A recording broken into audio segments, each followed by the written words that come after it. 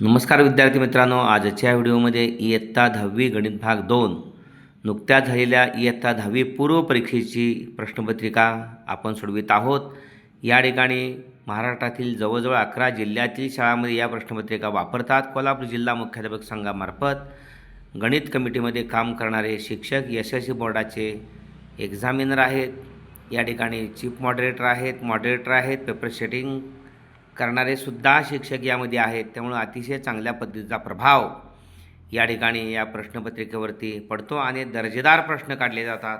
म्हणूनच या ठिकाणी वार्षिक परीक्षेलासुद्धा काही प्रश्न असण्याची शक्यता नाकारता येत नाही। त्यामुळं अवलोकन करण्यात यावं। प्रश्न आपण 2 पूर्ण सोडवलेले आहेत। तिसरा ए आहे, खालील कृती पूर्ण करा।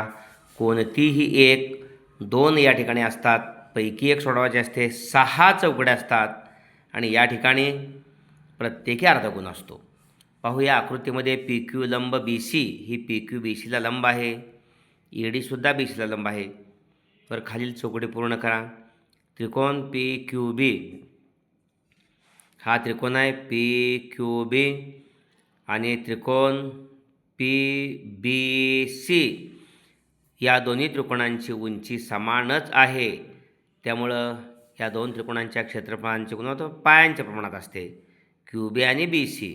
ओके, इथं क्यू बी आणि इथं बी सी पायांच्या प्रमाणात असते। ओके, कारण दुसरं तिसरं अक्षर क्यू बी, दुसरं तिसरं बी सी आणि क्यू बी पाय आहेत। दुसरा एरिया त्रिकोण P B C, P B C पूर्ण त्रिकोण, त्याची उंची पी क्यू आहे, आणि एरिया त्रिकोण ए बी सी याची उंची ए डी आहे। पाया तोच आहे, त्यामुळे उंचीच्या प्रमाणात पी क्यू भागिले ए डी, ए पी बी सीची उंची आहे पी क्यू आणि ए बी सीची उंची ए डी आहे। त्यामुळं पी क्यू भागिले ए डी। ओके, त्यानंतर एरिया त्रिकोण ए डी सी पुढचा छोटा, आणि पी क्यू सी या ठिकाणी पाया आणि उंची ही भिन्न आहे।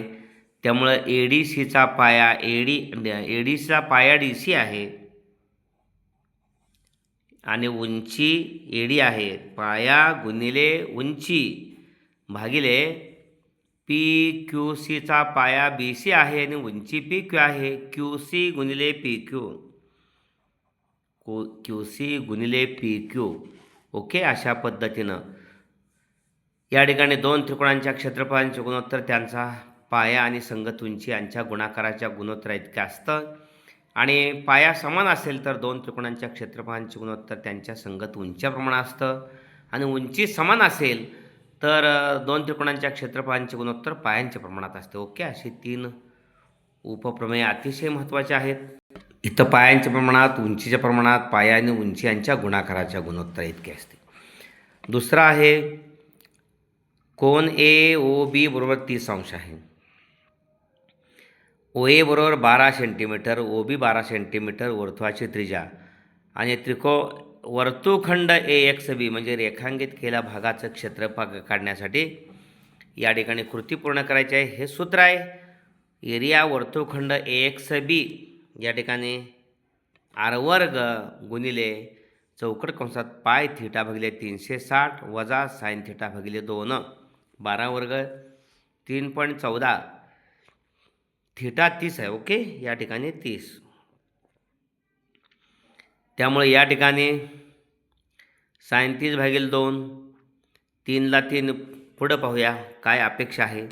12चं वर्ग 144 आहेच, आणि ह्या 30 वरचं 1 0 आणि 36 वरचं 1 0 गेले, 3 1 3 न 36ला भागिले की 12 म्हणजे 144 कंसात 3.14 भागिले 12।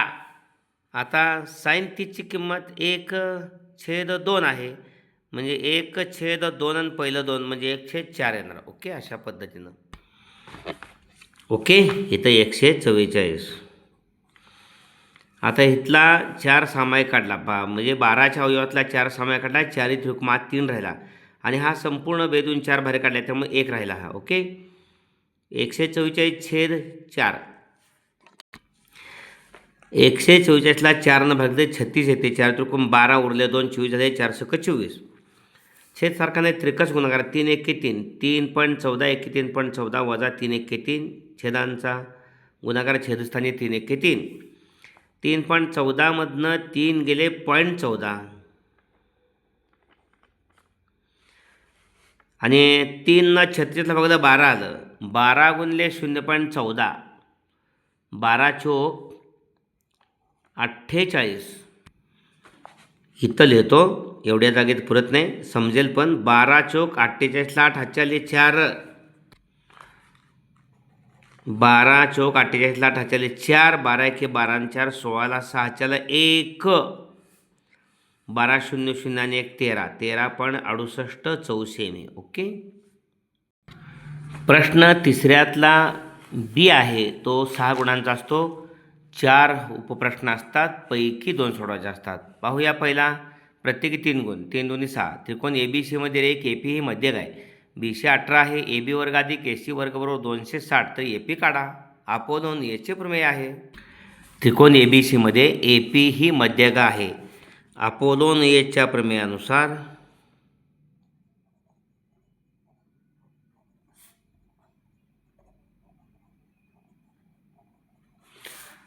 प्रमेयानुसार AB वर्ग अधिक AC वर्ग. या ठिकाणी AP मध्यगा A या कोणातून काढलेले आहे. A हा कोण AB आणि AC या दोन बाजूंनी तयार झालेला आहे. AB वर्ग अधिक AC वर्ग बरोबर मध्यगेच्या वर्गाची दुप्पट अधिक 2BP वर्ग. ओके. BP आणि PC दोन्ही समान आहेत. मध्यगा म्हणजे BCचा मध्यबिंदू P आणि त्या बाजू समोरील शिरोबिंदू यांना जोडणारा रेषाखंड AP मध्यक आहे. ओके. या ठिकाणी BC 18 दिलेले आहे, त्यामुळं BP बरोबर PC बरोबर BC भागिले 2 बरोबर 18/2 बरोबर 9. ओके. त्यामुळे AB वर्ग अधिक AC वर्ग दिलेले आहे 260. म्हणून 260 बरोबर 2 AP वर्ग. AP काढायचे आहे, मध्यगेची लांबी काढायची आहे, अधिक 2 गुणले BP वर्ग 9चा वर्ग. म्हणून 260 बरोबर 2 AP वर्ग बरोबर 2 गुणले 81. 260 बरोबर 2 AP वर्ग वजा 81 दुनी 162 वजा 162 मागं आल्यानंतर या ठिकाणी अधिक 262 आहे. ओके. अधिक 262. 260मधून 162 मागं आल्यानंतर 162 वजा होणार आहेत आणि त्यामुळं 2 AP वर्गची किंमत निघणार आहे. म्हणून 2 AP वर्ग बरोबर 10मधून 2 गेले 8 उरले आणि 26मधून या ठिकाणी 16 ने 17 गेले 9. म्हणजे 260मधून 162 गेले 98 उरले. म्हणून AP वर्ग बरोबर 98/2 49. AP वर्गाचं वर्ग मग AP आणि 49चं 7. त्यामुळे मध्यगा APची लांबी मध्यगा APची लांबी बरोबर या ठिकाणी 7 एकक. ओके. अशा पद्धतीनं. त्यातला दुसरा आहे सिद्ध करा चक्रीय चौकोनाचे सम्मुख कोन परस्परांचे पूरक कोन असतात. या ठिकाणी ABCD हा चक्रीय चौकोन आहे, त्याचे सर्व शिरोबिंदू या चौकोनाचे वर्तुळाच्या परिघावर आहेत. म्हणून पक्ष चौकोन ABCD हा चक्रीय चौकोन आहे.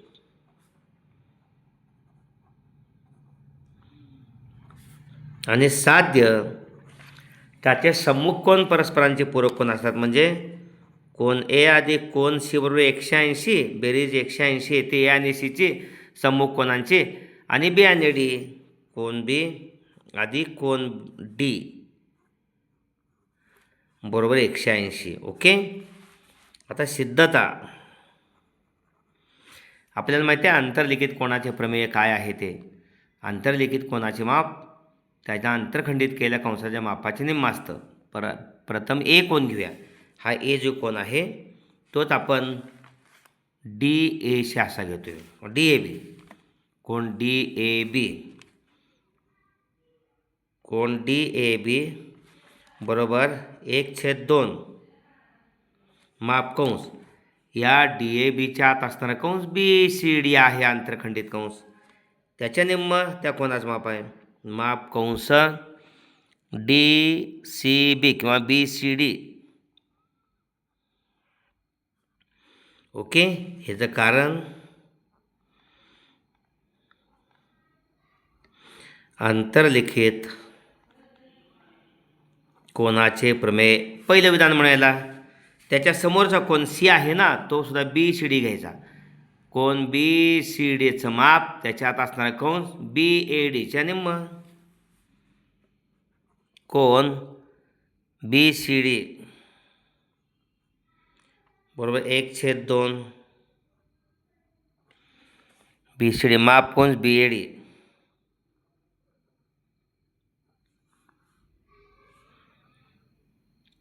कारण याचा अंतर्लिखित कोनाचे प्रमेय. अंतर्लिखित कोनाचे प्रमेय हे 2. 1 आणि 2 यांची आपल्याला तिथं कोन ए आणि कोन सी बेरीज घ्यायचे. 1 आणि 2 वरून कोन डी ए बी 1ची डावी बाजू आणि 2ची डावी बाजू कोन बी सी डी अधिक कोन बी सी डी. मागं एम लिहिलं तरी चालेल. ओके. बरोबर 1/2 डी ए बीची माप कोन डी ए बीची उजवी बाजू आणि माप कोन बी सी डीची उजवी बाजू यांची बेरीज घ्यायची. 1/2 माप कोन बी सी डी अधिक 1/2 माप कंस बी ए डी. हा बी सी डी अधिक बी ए डी. ओके. आता कंस बी सी डी आणि बी ए डी संपूर्ण वर्तुळ कंस आहे. त्यामुळे 1/2 इथला 1/2 सामाय काढला. 1/2 माप कंस तेच बी सी डी अधिक माप कंस बी ए डी. ओके. 1/2 हे दोघं म्हणजे पूर्ण वर्तुळ आहे. बी सी डी आणि बी ए डी म्हणजे पूर्ण वर्तुळ आहे. ओके. त्यामुळे 360. ओके. आणि इथं लिहायचं 160 का लिहिलं 360 माप कंस बी सी डी अधिक माप कंस बी ए डी बरोबर 360. कारण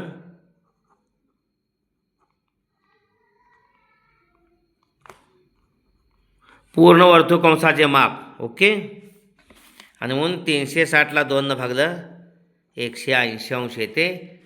कोन डी ए बी म्हणजेच कोन ए अधिक कोन सी मधला कोन बरोबर 180. ओके. जसं मग कोन ए अधिक कोन सी बरोबर 180 दाखवलं तसेच कोन बी अधिक कोन डी बरोबर 180 दाखवते ते म्हणायचं. तसेच कोन बी अधिक कोन डी बरोबर 180 अंश दाखवता येतो. ओके. तिसरा प्रश्न आहे. पी केंद्र आणि 2.7 सेमी त्रिज्या घेऊन एक वर्तुळ काढा. वर्तुळ केंद्रापासून 6.2 सेमी अंतरावर क्यू बिंदू घ्या. क्यू बिंदूतून वर्तुळाला स्पर्शिका काढा. या ठिकाणी वर्तुळ कंपासमध्ये आपल्याला 2.7 सेंटीमीटर अंतर घ्यायचं आहे. 2.7 सेंटीमीटर. या ठिकाणी हे 2.7 अडीच अंतर 2 मिली. ओके. 2.7 सेंटीमीटरचं वर्तुळ काढायचं.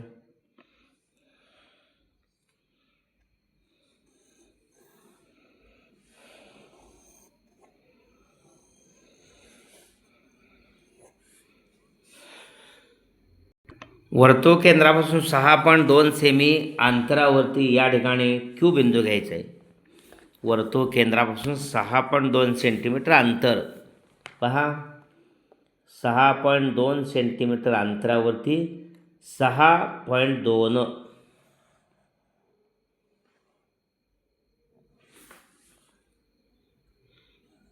हा क्यू बिंदू आहे. वर्तुळ केंद्र या ठिकाणी पी आहे. आता क्यू या बिंदूतून आपल्याला या वर्तुळाला स्पर्शिका काढायची आहे. त्यासाठी पी क्यूच्या निमपटीपेक्षा जास्त अंतर वर्तुळ कंपासमध्ये घ्यायचं. वरती खाली चाप मारायचा, लंबदुभाजक काढायचा आहे पी क्यूचा. नंतर पी केंद्र घ्यायचा, आत्ताच काढलेल्या कंसाला छेदणारे चाप मारायचे.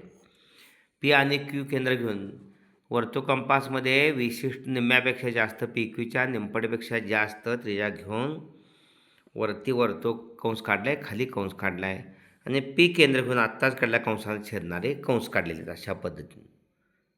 ओके. आणि हे 2 छेदनबिंदू जोडायचे.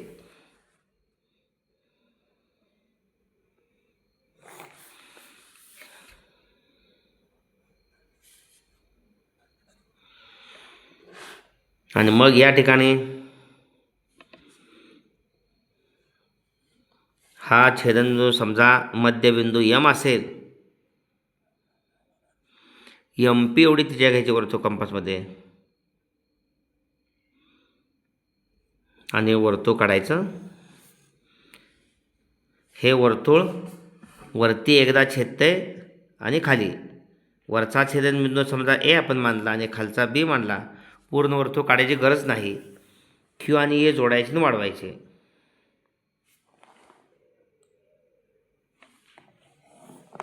अशा पद्धतीनं क्यू आणि बी जोडून वाढवायचे.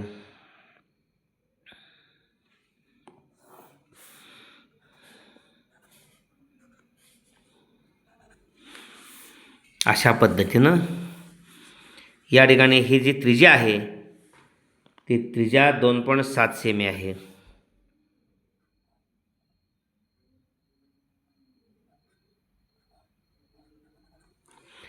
2.7 सेमी आणि क्यूपर्यंतचं जे अंतर आहे ते 6.2 सेमी. अशा पद्धतीनं. ओके. अशा पद्धतीने हा व्हिडिओ आपण जरूर लाईक करा आणि आपल्या सर्व विद्यार्थी मित्रांच्यासाठी हा शेअर करा. येणारे 20 फेब्रुवारीपासून जी परीक्षा आहे, गणिताचा पेपर ज्या दिवशी असेल त्या दिवशी गणित भाग 1 आणि गणित भाग 2चे पेपर निश्चितच सोपे जाणार आहेत. भोसले सर जाखले या यूट्यूब चॅनलवरती जवळजवळ गणित भाग 1 आणि गणित भाग 2च्या प्रत्येकी 12 ते 13 प्रश्नपत्रिका, 24-25 प्रश्नपत्रिका सोडून दिलेल्या आहेत. त्यातील सिरियलप्रमाणे 5 ते 7 प्रश्नपत्रिका गणित भाग 1 आणि गणित भाग 2च्या व्यवस्थित अभ्यासल्या तर पैकीच्या पैकी मार्क्स आपल्यास मिळणार. धन्यवाद.